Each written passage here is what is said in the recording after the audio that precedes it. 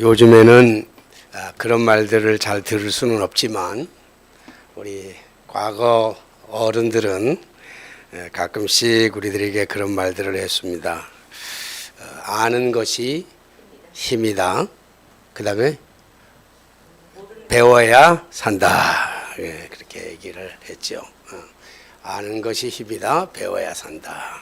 왜 그런가 하면 또 많이 알고 또 많이 알면 다치니까 그래서 나온 얘기가 모르는 게 약이다 하는 얘기가 있습니다. 그래서 아는 것과 모르는 것의 차이점은 시작은 종이 한 장 같이 작게 시작하지만 그 결과는 아는 것과 모르는 것과의 결과는 책 한 권만큼 이렇게 엄청나게 차이가 있을 것입니다. 시작은 종이 한 장 차이지만 결과는 책 한 권만큼의 차이가 있다 이렇게 볼 수 있습니다. 하나님에 대하여 아는 것과 하나님을 아는 것 또한 마찬가지입니다. 종이 한 장 차이 같이 느껴집니다. 우리가 대하여 무엇에 대하여 아는 것과 그것을 사실적으로 아는 것과는 굉장히 다르다고요. 예를 들어서 A라고 하는 친구가 B라고 하는 친구에 대해서 제게 잘 설명해 주었어요. 오랫동안 그 친구가 어떤 사람인지를 잘 얘기를 해줬어요. 고향은 어디며 학교는 어디 나왔으며 성격은 어떠며 다른 사람들과의 대인관계가 어떤 것인지를 A라는 사람이 B라는 사람에게 대해서 저에게 잘 말씀해 주었다고요. 말해 주었어요. 그래서 저는 그 사람의 얘기를 듣고 B라는 사람에 대하여 아주 잘 알고 있습니다. 잘 알고 있는데 어느 날 B라는 사람이 저를 찾아왔고 그 B라는 사람의 얘기를 듣고 그리고 시간이 많이 지나면서 또 1년, 2년 지나면서 B라고 하는 사람을 만나가지고 그 사람을 대해보니까 A라고 하는 사람이 말했던 거하고는 너무 다른 점이 많이 있었습니다. 틀리는 게 너무 많아요. 내가 정말 경험해 보니까 이 사람이 이런 사람이구나 라고 하는 것을 알 때가 있습니다. 그래서 내가 아는 것이 다 아는 것이 아니고 내가 알고 있는 것이 다 맞는 것은 아니다라고 하는 결론을 내리게 되었어요. 그러니까 안다고 하는 거하고 대하여 아는 거하고는 정말 책 한 권의 차이, 시작은 종이 한 장의 차이 같이 보일런지는 몰라도 그 결과는 책 한 권의 분량만큼보다도 훨씬 더 많은 차이가 있다고 하는 것을 알게 되었습니다. 하나님을 아는 것과 하나님을 모르는 것, 예수 그리스도를 아는 것과 예수 그리스도를 모르는 것, 성령님에 대해서 성령님을 아는 것과 성령님을 모르는 것은 책 한 권의 차이가 아니고 도서관에 진열되어 있는 그 수없이 많은 책만큼보다도 더 넓은 그런 간격이 있습니다. 그래서 호세아 선지자는 호세아 6장에 뭐라고 많이 했냐면 우리가 여호와께로 돌아가자. 그리고 뭐라고 했냐면 우리가 여호와께로 돌아가서 힘써 여호와를 알자 그랬어요. 하나님을 알자 그렇게 얘기했다. 이스라엘 백성들은 태어나면서부터 하나님에 대하여 듣습니다. 하나님이 어떤 분인지를 알았고 하나님을 경외해왔고 그리고 하나님의 말씀이 꿀보다 꿀송이보다 더 달다고 하는 것을 가지고 그들은 말씀을 수없이 묵상하고 외우고 그렇게 살아갔던 사람들입니다. 그런 사람들에게 호세아가 하나님을 알자. 어떻게? 힘써서 하나님을 알자. 그렇게 얘기하고 있습니다. 이스라엘 백성들이 하나님을 몰랐던 것이 아니고 그들은 하나님에 대하여만 알았어요. 부모님이 말해주는 그 하나님, 책에서 말하는 그 하나님, 그 하나님에 대하여 알고 있었지 자기가 정작 경험한 하나님, 내가 정작 만난 하나님에 대해서는 알지는 못한단 말이에요. 그러니까 다른 사람들이 알고 있는 그 하나님에 대하여는 알고 있지만 내가 진짜로 알고 있는 그 하나님은 잘 모르고 있었다라고 말씀할 수 있어요. 그래서 우리가 신앙생활 할 때 세상의 모든 것들을 다 알고 하나님을 모르면 세상을 모르는 거예요. 그러나 세상의 것들을 다 몰라도 하나님을 알면 다 아는 거예요. 그래서 우리가 목숨을 걸고 하나님을 알아야 돼요. 근데 우리가 많은 시간을 다 하나님이 아는 것들에 대하여만 애쓰고 노력하고 힘써서 안다고요. 요즘 주식값이 막 뛰어올라서 어제 어떤 분은 하루 만에 60만 원 벌었다고 밥도 사주더라고요. 빵도 사주고. 주식을 해서 돈을 버는 방법도 잘 알아요. 물론 그분이 하나님을 모른다는 얘기는 아니지만 그보다 더 중요한 건 뭐냐? 우리가 돈 버는 것보다 훨씬 중요한 것, 우리가 건강을 지키는 것보다 훨씬 더 중요한 것, 그것을 우리가 하나님을 알아야 된다라고 하는 것이지요. 오늘 본문의 말씀을 보면 이제 시편 23편의 이제 마지막이에요. 내 평생의 선하심과 인자하심이 반드시 나를 따르리니 내가 여호와의 집에 영원히 살리로다. 오늘 조금 우리가 강해가 좀 필요할 것 같아요. 제가 웬만하면 강해 설교를 주일날은 잘 안 하려고 그러는데 오늘은 조금 이 단어에 대한 해석을 우리가 이해를 해야 될 것 같아서 오늘 말씀을 드리려고 합니다. 내 평생의 이 얘기는 내가 태어나서 죽을 때까지를 이야기하고 있습니다.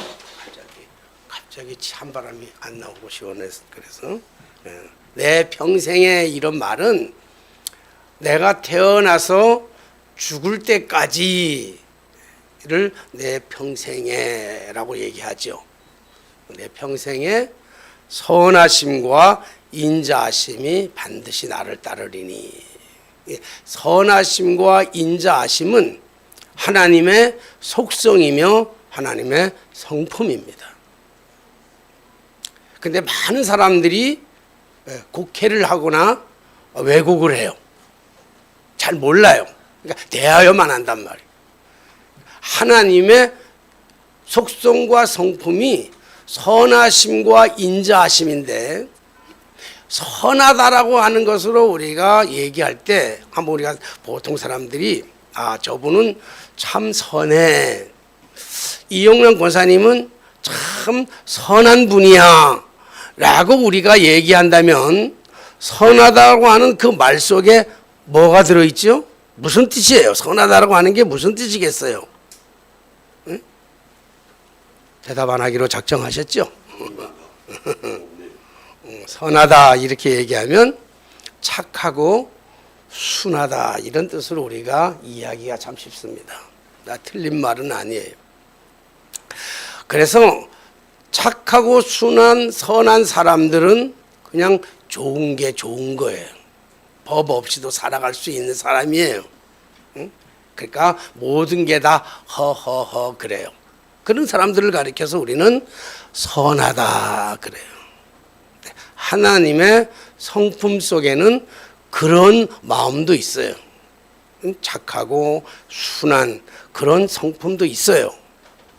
그러나 하나님의 성품 속에서 선하다라고 얘기하는 것은 착하고 순한 것만 있는 것이 아니라 분노가 있고 심판이 있단 말이에요. 그러니까 착한 사람들은 불의에 대해서를 바라보면서도 불의를 보면서도 그거가 불의라고는 얘기를 안 한단 말이에요. 그냥 착해요. 순해서. 그런데 하나님은 불의에 대해서는 정말 잔인하리만큼 혼내시기도 하고 경멸하시기도 한단 말이에요. 불의를 참지 못해요. 그래서 순하다라고 할 때 그 특징이 순둥이만은 아니란 말이에요. 불의를 보면 적당하게 넘어가는 법이 없고 잘못된 길을 걸어가고 있으면 주의 지팡이와 막대기로 사정없이 때리는 분이 하나님이시란 말이에요. 그러니까 다윗이 살아보고 나니까 내 평생을 사는 과정을 보니까 좋은 일만 있었던 것이 아니에요. 내가 잘못된 길을 걸어갈 때는 하나님이 여지없이 당신의 지팡이와 막대기를 가지고 나를 바른 길로 인도하셨단 말이에요. 그러니까 여기서 말하는 선하다라고 하는 선하심은 착하고 순한 순둥이만이 있는 것이 아니라 여기서의 선하다라고 하는 뜻은 옳다라고 하는 말이에요. 옳은 거예요. 그리고 하나님의 그 옳음은 정확하고 완전하시단 말이에요. 하나님이 하시는 일은 불완전하지가 않아요. 하나님이 만약에 우리를 때리신다면 지금 심한 아픔과 고통 속에서 하나님의 채찍을 느낀다면 그것은 하나님이 우리를 사랑하시는 증거라는 거예요. 그게 선하심이라는 거예요.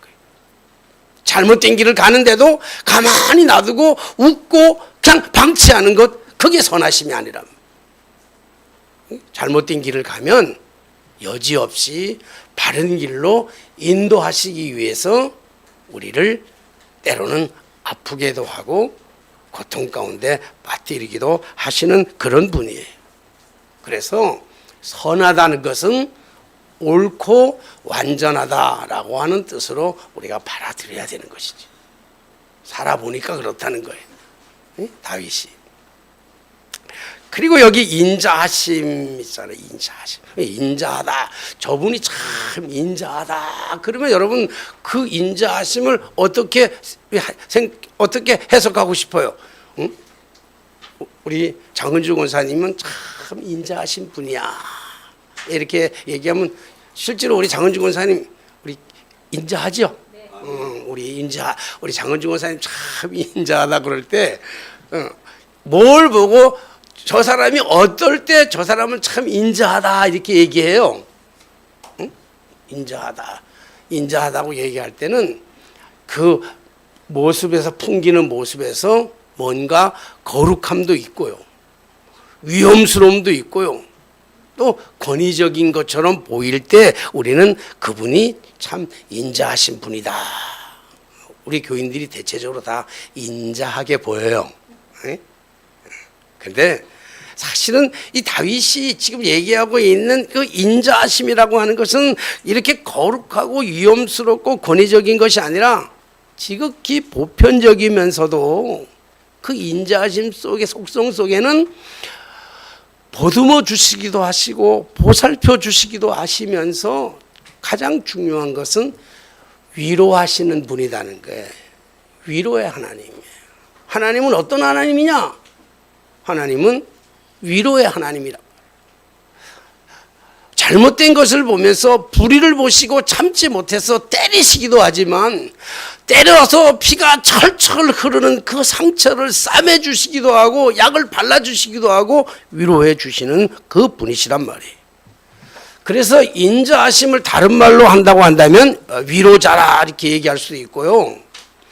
위로자라고 하는 말을 묵상을 하다 보니까 위로는 어떤 게 위로일까? 위로자는 어떤 것이 위로자이며 위로라는 참 위로는 어떨 때 우리가 위로를 받을까? 나는 어떨 때 위로를 정말 받고 나는 어떨 때 어떤 사람에게 어떤 위로를 해줘야 될까를 생각하면서 이 인자하심은 위로자인데 정말 위로하는 게 뭘까? 우리는 말로는 위로를 잘해요. 초상집에 가서도 위로하기도 하고, 아픈 병원에 가서도 위로하기도 하고요, 힘든 사람들 만나면 위로하기도 하고 많이 위로해요. 근데 정작 우리 한번 생각해 보시자고요. 우리가 정작 내가 정말 힘들 때, 정말 아플 때 와가지고 말로 해주는 위로가 됩니까? 안 되잖아. 위로가 아니에요. 진정한 위로라고 하는 것은요, 나 대신 맞아주고 나 대신 빚을 갚아주는 거예요. 그러니까 가장 큰 위로는 말로 하는 것이 아니라 그 아픔을 대신해 주는 것이, 그게 진정한 위로라는 거예요. 그렇기 때문에 예수 그리스도를 우리는 인자라 그렇게 얘기하잖아요. 인자. 물론 이게 뭐 알레고리적 해석이긴 하지만 그렇게 꼭 해석할 필요는 없지만, 인자하심이라고 할 때 예수 그리스도를 갖다가 우리는 인자라고 그러잖아요. 왜 인자라고 그러냐면 사람의 아들이기 때문에 그냥 인자라고 그렇게 그래요. 사람의 아들. 하나님이 사람의 몸을 빌려서 사람의 아들로 이 땅에 오신 분, 그분이 인자예요. 그래서 주님의 속성 속에 가장 중요한 속성은 뭐냐면 우리의 보살핌과 그리고 보듬어 주심과, 주님은 우리의 위로자가 되신다고요. 그래서 나 대신 죄를 담당해 주셨다고요. 나 대신 아파 주셨다고요. 내 죄를 대신 지어 주셨고, 내가 맞아야 될 모든 고통과 모든 채찍과 모든 아픔을 그분이 대신 지어 주셨다고요. 그래서 예수님이 마지막 십자가에서 돌아가실 때 마지막 말씀이 뭐예요? 산상에서 돌아가실 때 가상 7원이 있는데 그 중에 맨 마지막이 뭐라고 그랬어요? 맨 마지막에 내가 목마르다도 있고 엘리엘이 남아사막도도 있는데 맨 마지막에 네가 나오고 내도 이르겠다고 그랬는데 맨 마지막에 뭐라고 말씀하셨어요? 요한복음 19장 30절에 말씀하고 있어요. 다 이루었다. 사복음서 속에 예수님의 이 고난과 죽으심을 다 담고 있지만 요한만 얘기하고 있어요. 요한복음 19장 30절에 다 이루었다. 예수님이 다 이루었다. 이 말씀은, 다 이루었다고 하는 말씀은 뭐냐면 네 빚을 다 갚아줬다 이 뜻이에요. 너 빚을 다 갚아줬어. 죄로 인해서 받아야 될 그 모든 환난과 고통과 다, 이게 위로자입니다. 우리를 위로할 수 있는 분은 오직 예수 그리스도 한 분밖에 없는 줄로 믿습니다. 남편도 위로가 안 돼. 아내도 위로가 안 돼. 돈도 위로가 안 돼. 응?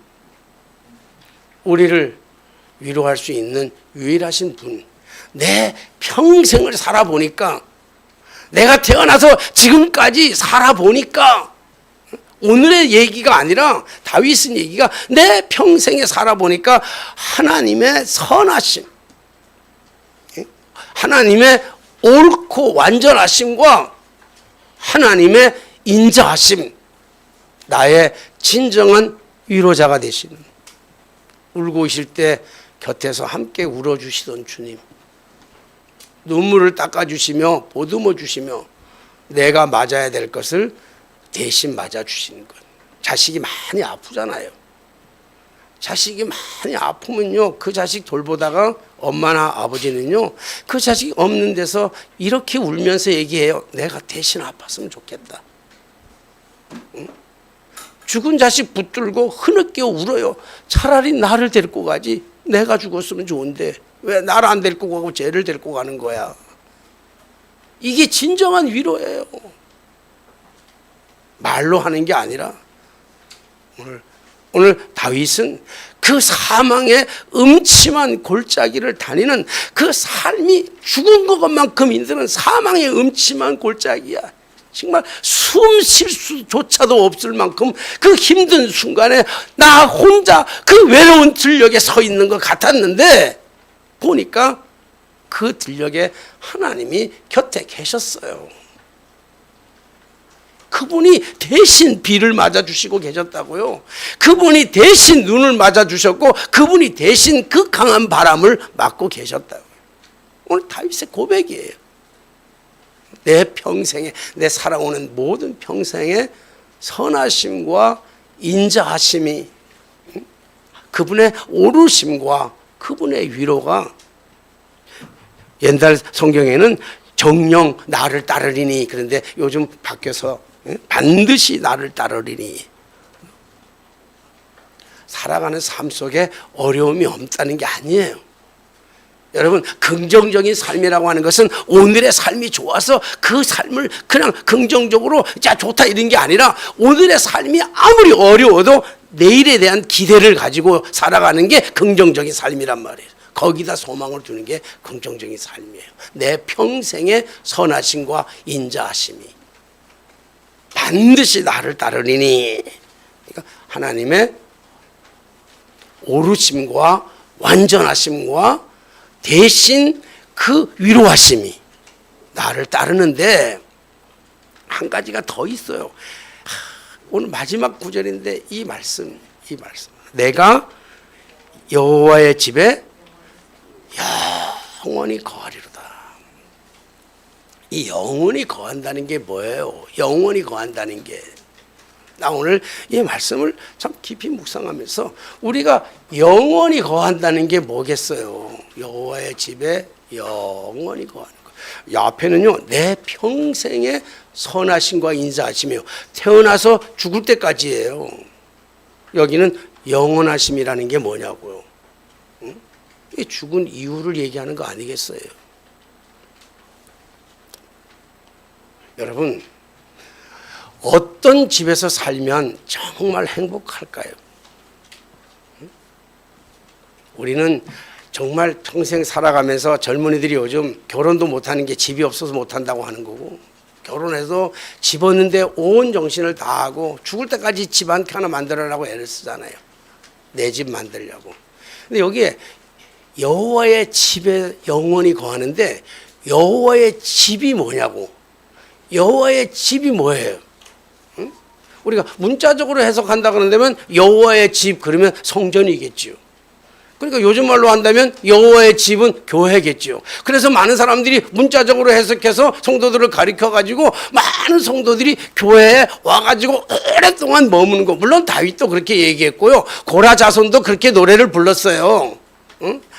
내가 여호와의 전에 거하는 것이, 궁궐에 거하는 것보다 여호와의 전에서 문지기로 살아가는 게 좋겠다, 그렇게 얘기는 했어요. 그러면 여호와의 집이라는 게 교회냐고요.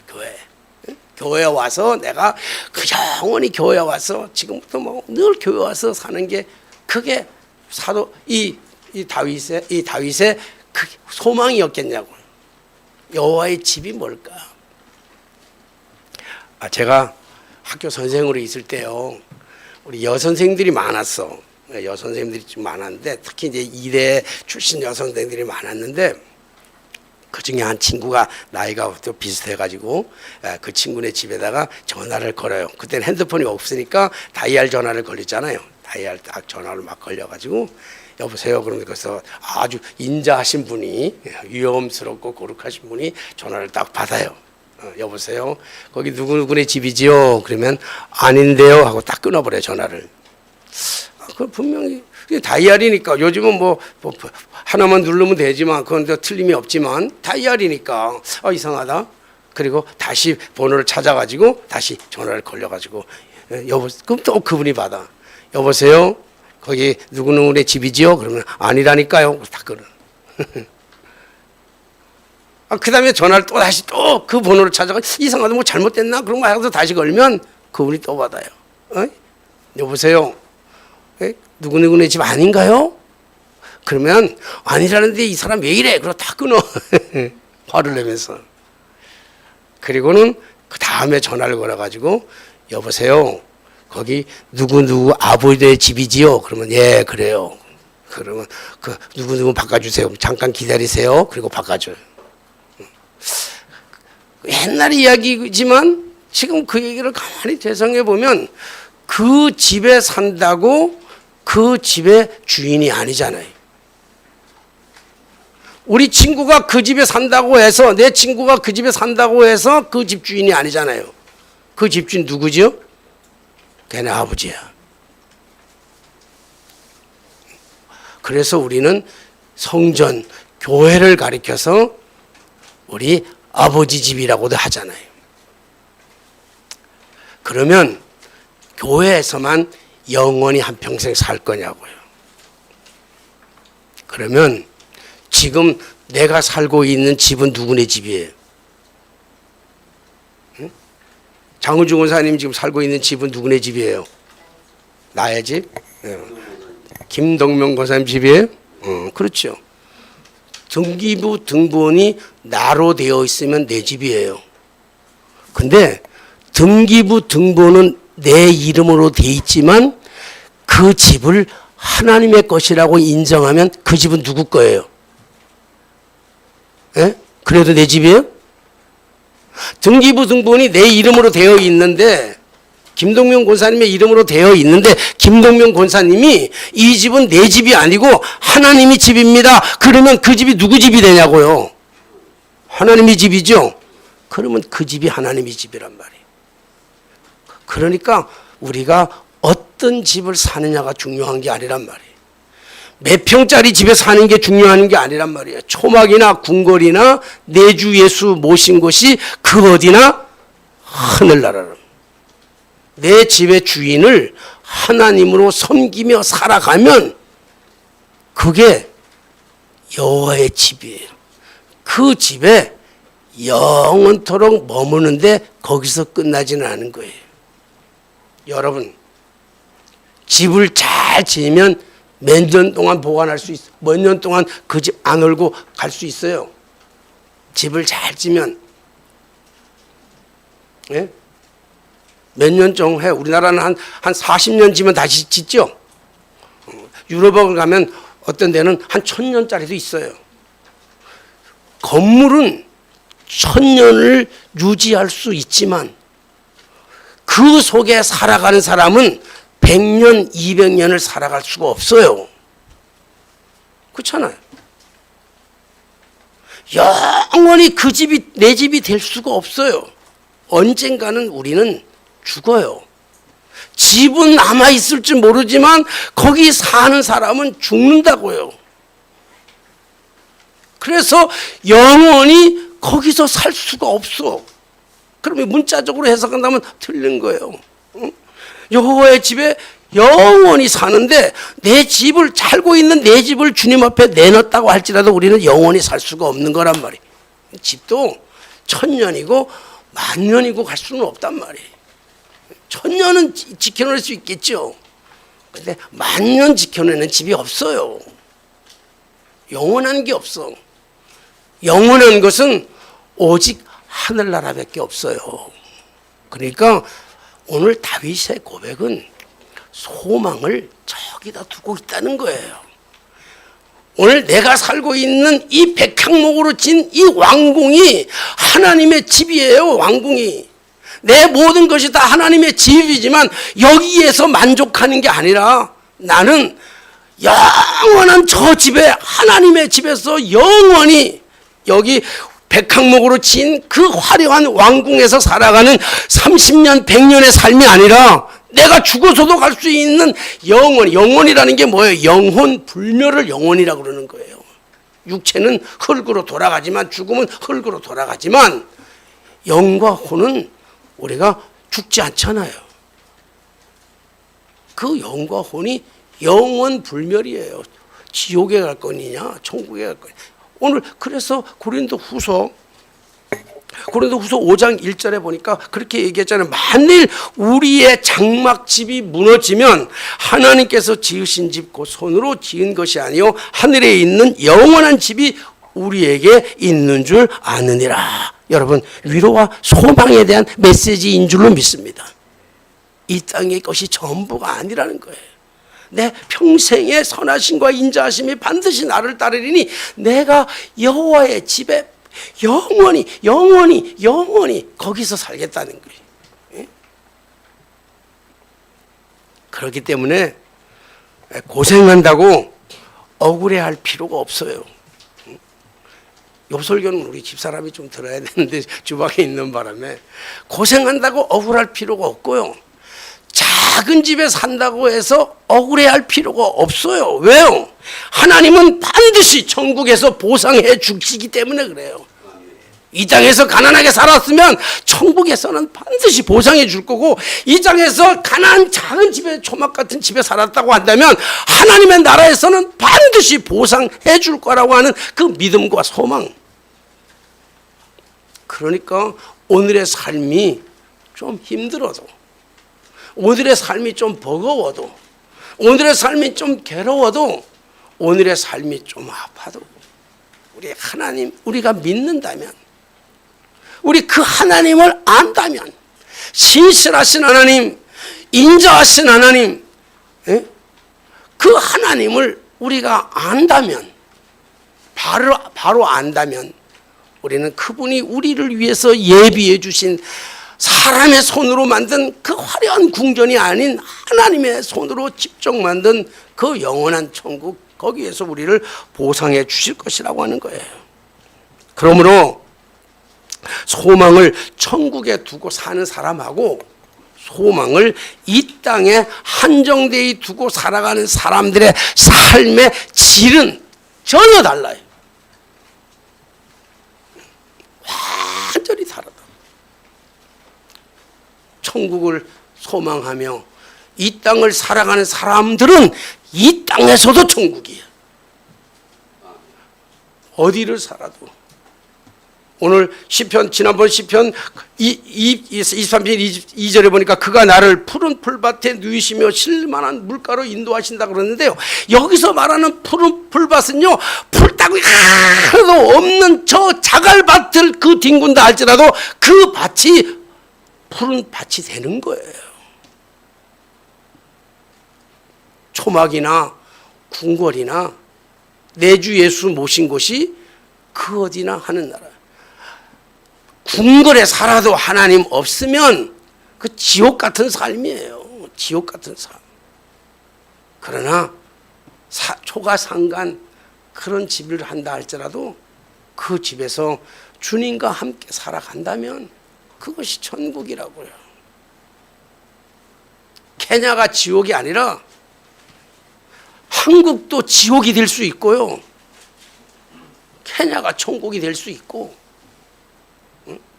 하나님이 계신 곳이면 그곳에서 영원히 살고 싶다. 영원히. 그러므로 믿음이란 하나님과 하나님을 아는 것과 하나님을 모르는 것의 척도예요. 믿음이 뭐예요? 믿음이란 하나님을 아는 거예요. 믿음이 없다고 하면 하나님이 모르는 거고, 믿음이 있다고 그러면 하나님을 아는 거예요. 신실하신 하나님, 옳고 완전하신 하나님, 그리고 나의 위로자가 되시고 보호자가 되실 뿐만 아니라, 그리고 영원히 나와 함께 하시는 그 하나님이 어떤 분이신지를 인정하심을 우리가 믿는다면 살아가는 삶의 척도가 다른 것이죠. 오늘 그러므로 우리가 하나님을 힘써서 알아야 할 필요가 거기에 있는 거죠. 우리 6절 말씀 우리 한번 다 같이 한번 합독하시고 오늘 말씀을 말씀을 오늘 잘 묵상해 보면서 들은 말씀, 물론 이렇게 하나로 딱 요약하지 않고 선하심과 인자하심을 풀었고 여호와의 집을 풀었고 영원한 것까지 풀었기 때문에 좀 복잡할런지는 모르지만 오늘 다시 말씀을 읽어보면서 오늘 정말 마지막으로 결론적으로 얘기하는 것은 평생이 아니라 영원을 얘기한단 말이에요. 영원히 죽어서까지도 영원한 것, 그 영혼이 어디서 살기를 원해요? 여호와의 집에서. 나는 지금 여러분들이 살고 있는 여러분들의 그 집터, 그 집이 나는 주인이 여호와가 되었으면 참 좋겠어요. 네? 등기부 등본은 내 거지만 그렇다고 해서 여호와의 집이 된다고 해서 그 하나님의 집이니까 팔아가지고 헌금하라 이런 얘기 요만큼도 없어요. 여호와의 집이니까, 그게 주인이 여호와의 집이니까 주인의 마음에 들도록 좀 눈치 좀 보면서, 응? 옛날에 사골사 사고 이럴 때 왜 집 살라 그랬어요? 옛날에. 요즘 젊은 애들 집 잘 안 살라 그래. 그냥 내 집 아는 생각에. 옛날에는 부모들은요 아주 목숨을 걸고 집을 살라 그랬어요. 왜요? 새들어 사는 사람의 서러움을 누구나 잘 알기 때문에. 눈치 무진장 봐야 되잖아요. 내 집이 하나님의 집이니까, 이 집이 하나님의 집이니까 그 안에서 예배하고 찬송하고, 응? 하나님이 기뻐하는 삶을, 하나님과 동행하는 삶을 사는 것, 그게 여호와의 집이란 말이에요. 자, 우리 6절 마지막으로 우리 함께 합독하고 기도하고 우리 찬송 마치고 광고하고 나서 우리 박수경 목사님이 축도해요. 예? 자, 같이 한번 읽겠습니다. 자, 시작. 내 평생의 선하심과 인자하심이 반드시 나를 따르리니 내가 여호와의 집에 영원히 거하리로다. 아멘. 살아계신 하나님 아버지 은혜를 감사합니다. 무리하고 어리석고 죄성으로 가득 차서 하나님의 말씀을 들려주어도 귀가 어두워서 듣지 못하고, 하나님을 보여주어도 우리가 하나님을 보지 못할 때가 얼마나 많았는지 모릅니다. 주, 오늘 우리의 믿음의 눈을 열고 믿음의 귀를 열어서 하나님에 대하여가 아닌 하나님을 정확하게 알게 하시고, 그분의 성품과 그분의 속성과, 그리고 오늘 다윗은 영원히 그분과 함께 그분의 집에서 살기를 소망하는 그 아름다운 소망이 우리의 소망이 되게 하여 주옵소서. 예수님의 이름으로 기도하옵나이다. 아멘.